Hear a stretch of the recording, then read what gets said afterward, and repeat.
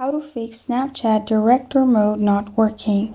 Hi everyone, I'm here to assist you today. Without any delay, let's jump right in.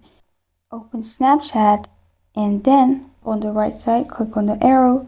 Try using director mode from here. If it's not working, open Play Store and search Snapchat. And if there is update available, simply press on update and update the app. Make sure your app is in the latest version. Sometimes not updating the app may cause some issue. Another thing which you can do is open settings, go to hotspot. In there you can simply turn on VPN or download VPN from your Play Store. You can download 1.1.1 and try changing the country from VPN. Sometimes it may not be available in your country, so you can use VPN and change your region and check if it works. And this is how to fix Snapchat director mode not working.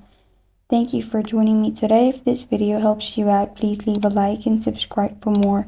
Got a question or want to suggest a topic, comment below. Thank you for watching.